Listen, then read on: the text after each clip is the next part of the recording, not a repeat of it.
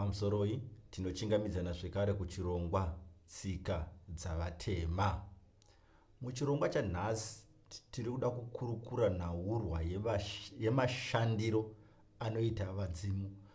Vadzimu vedu vanombobata nesu sei? Tine vanhu vakawanda vakapinda muchivanhu nepamusoro pekutyisidzirwa kana pamusoro pekutya kana kuvhundutsirwa kuti vapinde mukati mechivanhu. Tine vanhu vakasanganisana namatambudziko vakasanganisana nawo vakanzi muri kurohwa neshamu nevadzimu. Tine vanhu vanopinda mukati mechivanhu vane fungidziro yekuti vadzimu vanofanira kurova neshamu avo vanenge vasingaiti kana kutevedza zvechivanhu. Tine mamwe maonero atinoita vadzimu. Tine mamwe mafungiro atinofunga isu kuti vadzimu vedu vanobata nenzira yakadai. Ndo patati nhasi titaure nhaurwa yemashandiro anoita vadzimu kana kuti mabatiro anoita vadzimu. Vadzimu vachibata nemwere kana kuti nevazukuru vanenge vari pano pasi. Vanobata nesu sei? Inyaya yandakamboti batei pandaitaura nhaurwa yekurohwa neshamu. Nhaurwa iyi inhaurwa yakasimba mukati mechivanhu. Tine mafungiro iwawo akasimba ekuti vadzimu vakabata shamu kuti kana tikasangofamba nenzira yakanaka vadzimu vanobva vatiranga, vanobva vatirova. Saka tine kamwe kakutya katinako nekakutyisidzirwa katinako nepamusoro pemabatiro anoita vadzimu. Ndinosombotaura ndichiti hationi the loving nature yevadzimu. Chatinoona, tinongoona a powerful force yakamira kuti manikidza kuti tifambe neimwe nzira. Dambudziko ratinaro rakakura nderekuti takatora dzimwe dzidziso nemaitiro echiKristu tikanomapinza mumaitiro echivanhu. Takatora mafungiro anoita maKristu tikamapinza mukati menhaurwa dzevadzimu. Zvinhu izvozvo is now very difficult to separate. Kuti titi vadzimu vanobata nenzira iyi, aiwa vabatise izvi. Nekuti nhaurwa yekumanikidzira, nhaurwa yekushandisa chisimba, inhaurwa yakanyanya kuchiKristu. Kuti kana tikapotsa kufamba tinobva tarangwa naMwari. Nhasi uno zvikanzi sekuru Makoni vashaika vaita accident, maKristu anopururudza achiti vaMakoni varangwa naMwari, varangwa naJesu Kristu, vapiwa a punishment. Ndizvo zvatakatora tikaisa kuchivanhu kuti there is a punishing force, there is a punishing God, there is a punishing spirit iri mukati meupenyu hwedu. Nhaurwa zvekuti vanhu vanonotsva, you should meet your punishment. Inhaurwa yakazara muchiKristu tikaipinza munhaurwa dzechivanhu. Tinoona kuti chiKristu chine nhoroondo yekushandisa chisimba mhirizhonga kumanikidzira nekumbunyanidza vanhu kuti vatevere chiKristu. Zvinhu zviri pachena, zvinhu zviri munhoroondo. Tinogona kutanga nemaCrusades, maCrusades akaitwa nemaKristu. Tikatarisa the period 1095 to 1291, ndiyo time yatinoti itime yemaCrusades. Time iyi irimo munhoroondo, tinoiwana irimo munhoroondo. Tinogona kuzviverenga munhoroondo yatinoti muhistory.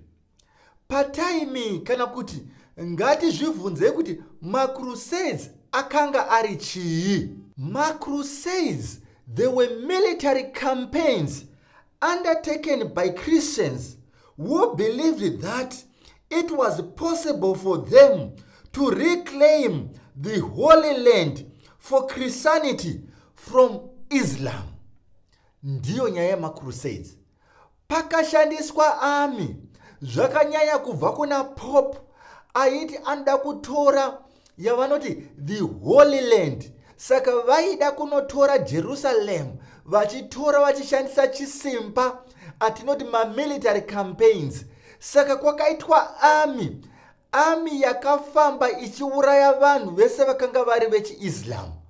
Vese vaitevedzera nhaurwa yechiIslam vakasangana nenhaurwa yearmy yakanga iri kuvauraya, nekuti the Holy Land yavanoti the Holy Land yaida kutorwa nechisimba. Zvinonzi panhaurwa iyi yemacrusades, according to modern estimates, approximately 1.7 million people died as a result of the crusades. Vanhu vakawanda vakaurawa nenhaurwa yemacrusades. Hazvina kuperera ipapo. Tinopinda patinoti pamamissionary activities. Apa takanga tanangana neAfrica kunyanya. Africa yakunzi inofanirwa kusiya chitendero chayo sezvakanga zviri kumanikidzirwa maIslam kuti asiye chitendero chawo vachienda kuchiKristu. Saka pamamissionary activities pakafamba sei? Pakashandiswa chisimba, nekuti mamissionary activities anonosangana necolonization. Mamissionaries vanhu vaipembedza colonization. Kana tikaverenga book raBishop Knight Bruce, atinoti iwo the Journals of Bishop Knight Bruce, pane nhaurwa inobuda pamaintroduction yandoda kutaura nezvayo. Muintroduction munonzi imo, in Southern Africa there has been the steady movement forward that annexes almost silently one race and country after the other. We at home hardly even realize how the red color wash of English rule is painted further and further over the world's map. But perhaps we do not realize at all how a greater king, vachiti greater king apa, vanenge vachireva the kingdom of God, ndo yamati the greater king. So we do not realize at all how a greater king is spreading his kingdom, for truly it cometh not with observation. Apa vanozokota Luke 17 verse 20. Saka apa paibatanidzwa chiKristu necolonization. Saka vaipembedza colonization with all its brutality, with all its violence. Vaiti zvakanaka nekuti zviri kuita kuti umambo hwokudenga hwaMwari hunge huchifamba munyika yeAfrica. Tiri kuti violence, the use of force nechiKristu hazvinyanyi kusiyana. Zvingava zvakangonosiyana maitirwo azviri kuitwa mazuva ano, asi there is a coercive force pane zvinenge zvichitoitwa. Pane kamwe kasimba kanogona kutaurwa nezvako zviri polite, asi kariko kanotomanikidzira vanhu kuti vafambe neimwe nzira. Vazhinji vari muchiKristu nenhaurwa yokutya, nenhaurwa yekamwe kakuvhundutsirwa karipo, nenhaurwa yekamwe kacoercive force karipo. Ndinoda kutaura nhaurwa yekuti kushandisa shamhu, pfungwa dzine vazhinji dzekuti pane shamhu inoshanda kuti munhu ave achifamba neimwe nzira, zvinhu zvakabva kuchiKristu. Mission schools ainyanya kufamba nenhaurwa inowanikwa muna Proverbs. Proverbs 23 verse 13 to 14. Proverbs 23 verse 13 inoti, do not withhold correction from a child.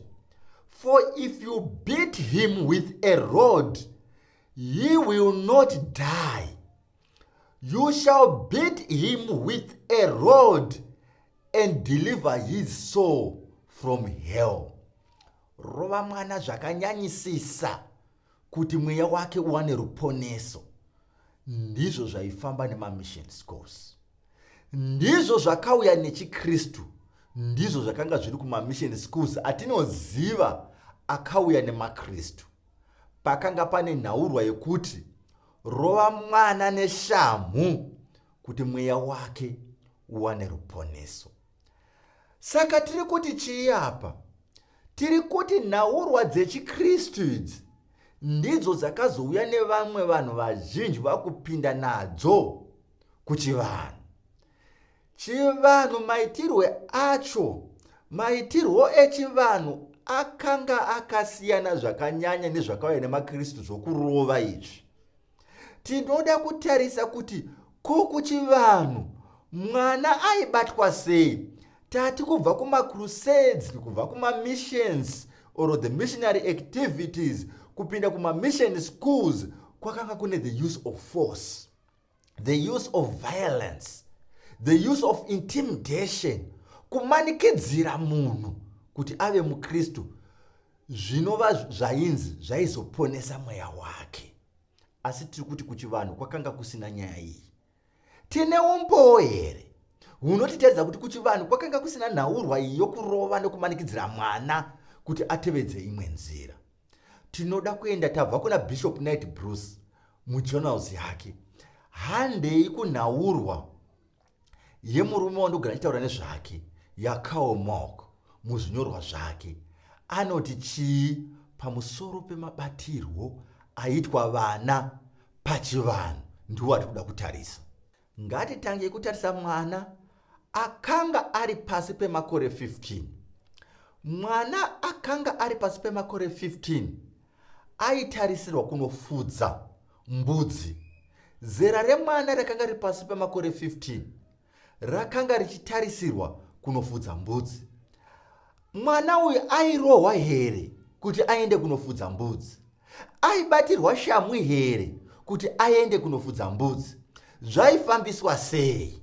Karl Marx anoti, as Godhead, he occupies a very important position. To encourage him to maintain this position in a very conscientious manner, he is given a goat as an installation gift. Zvanzi mwana uyu kana akutanga kufudza mbudzi, anenge ava ne very important position. So to encourage him to maintain this position in a conscientious manner, achifudza mbudzi zvakanaka, he was given a goat as an installation gift. Kuti iwe mwanangu wava mufudzi wembudzi, nechigaro chako icho wava nacho chainzi chiri very important kuva a Godhead, takukupawo mbudzi yako. Zvanzi mbudzi iyi ndo yaita kuti anyasofudza mbudzi idzi zvakanaka. Vakanga vasingabati shamhu kumurova kuti enda unofudza mbudzi. Zvaizongopinda mukati memoyo wake, meropa rake, kuti ini ndine mbudzi yangu iri apa, saka ndinofanira kunofudza mbudzi idzi. Ozobata mbudzi dzese idzi zvakanaka. Saka mwana ainofudza mbudzi, kwavainofudza mbudzi, Karl Marx anotitaura kuti vaigona kunoba chibage, vachigocha, vachitorawo michero yakasiyana siyana, vachivhima shiri. Asi anoti zvese izvi zvichiitika achiguta ari kumafure ikoko kwanofudza mbudzi. In spite of this, he is always hungry. He even dies of hunger. And who betide the mother, should she not have prepared some special relish to go with the daily red porridge? Red porridge iri kutaurwa nezvayo apa isadza sadza iri taita sadza remhunga, sadza rezviyo, tisati tava nesadza iri ratava naro rechibage. Saka zvainzi mwana ainetsa mai kana akasvika vasina kubika sadza neusavi hwakanaka achibva kumafuro, aizonetsa mai. Chiri very important ndechinonotaurwa naKarl Mook pamberi pacho.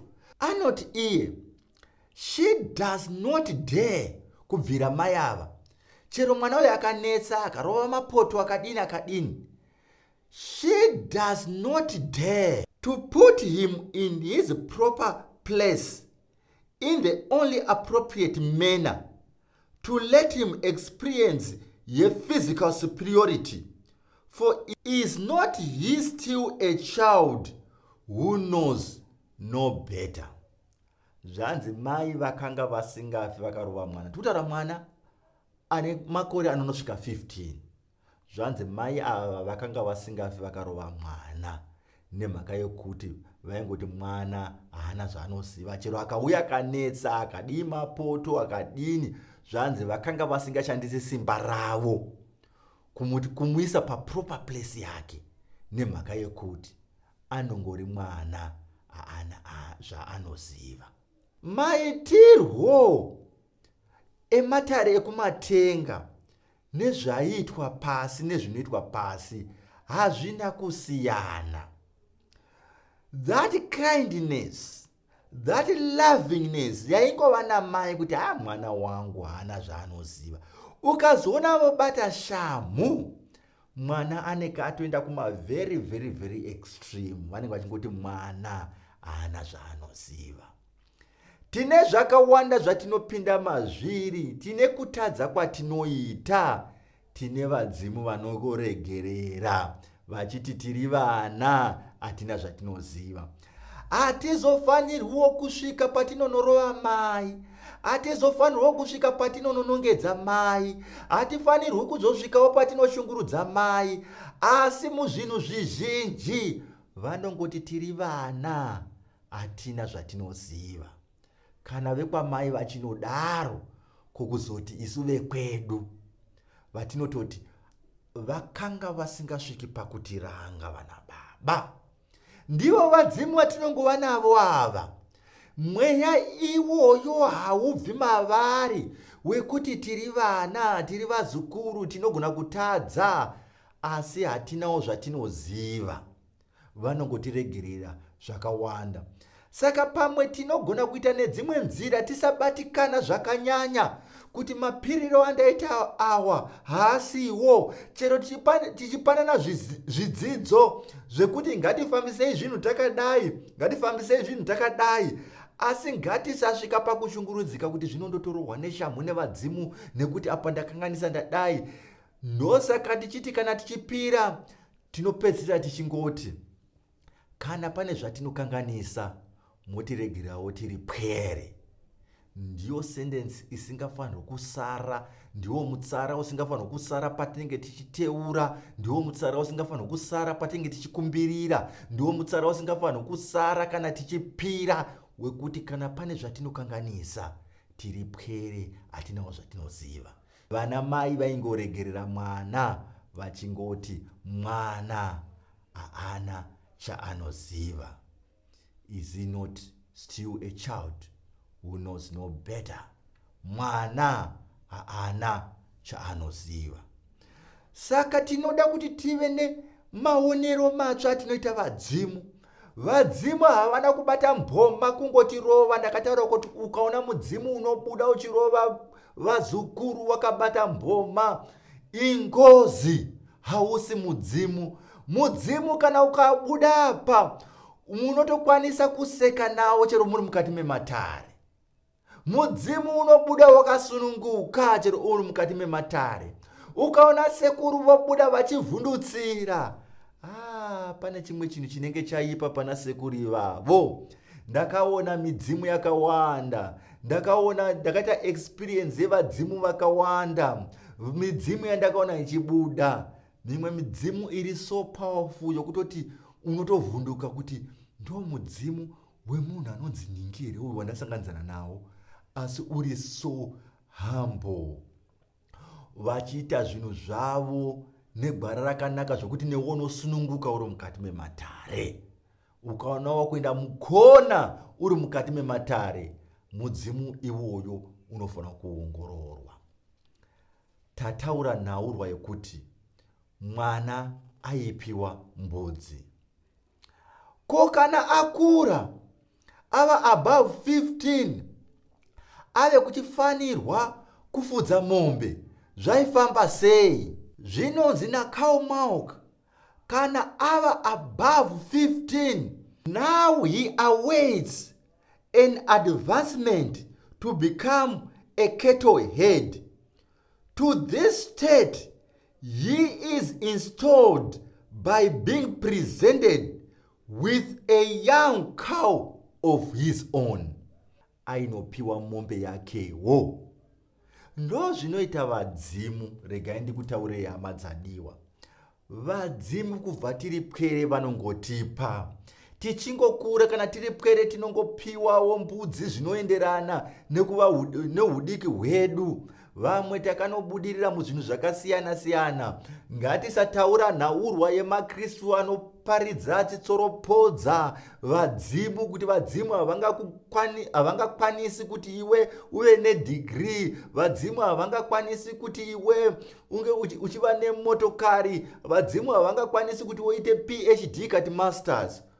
Hongu vadzimu vanogona kusapinda in the main study, but vanokuvhurira mukanaka wekuti uende kucollege. Vangani vanhu vakashaya mukana yokuenda kumacollege iwawo, kumauniversities iwawo.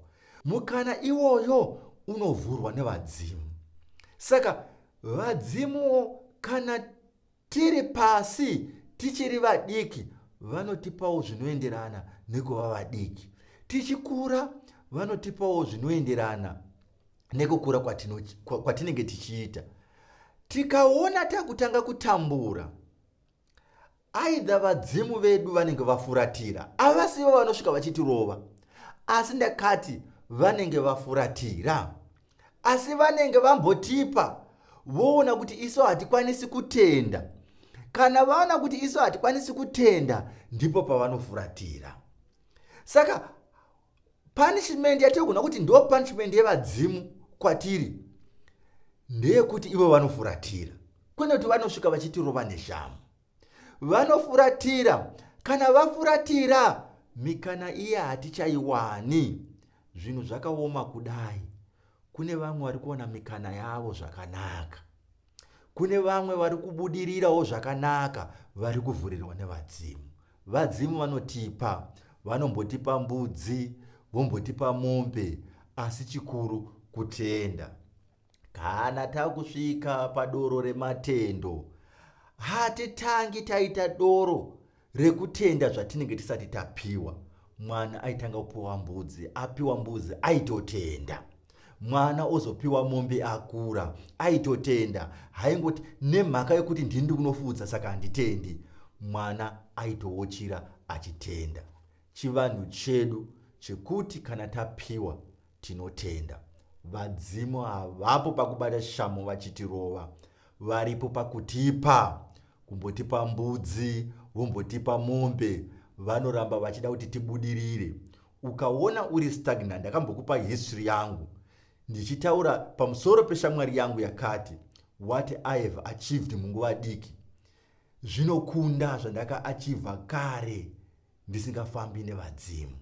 Ukaona wakufamba nevadzimu, unobva pambudzi uchienda pamombe, uchikwirira. Ukaona uri stagnant, chimbotarisa ukama hwako nevadzimu. Asi pamwewo panenge pane dzimwe mhepo dzisina kumira zvakanaka dzinotidzivisa kuti tifambewo zvakanaka. Ndidzo mhepo pamwe dziri dzida kutariswa, dzichidawo pamwe kuti wodzishandwe, kuti ukama hwedu nevadzimu unge huri ukama hwakanaka. Vadzimu vashande vakasununguka. Vadzimu havapo pakubata chamboko vachitirova. Varipo pakutipa mbudzi, tokura votipa mombe. Vanoda kuona budiriro yedu. Even mune zveupfumi vanoda kuona tichibudirira. Nhasi ndine shopu imwe chete mangwanawo ndoita mashopu maviri, ndoita mashopu matatu, zvowedzera zvoonekwa kuti uri kukura. Ndizvo zvinoita vadzimu. Kana uchinge waona kuti uri kukura, wogarawo pasi woti ndinoda kumbotenda vadzimu vangu, wobika doro rematendo. Hazviko zvokuti tinomanikidzirwa kunzi chibika kutenda zvinhu zvatisati tagamuchira. Vadzimu vedu vanotipa togamuchira tobva tavonga. Mazvita zvenyu vananyati. Aiwa, tinotenda zvatiri kuona nezvatiri kubata. Aiwa, tinovonga. Umqambisi the African teacher, ndatenda.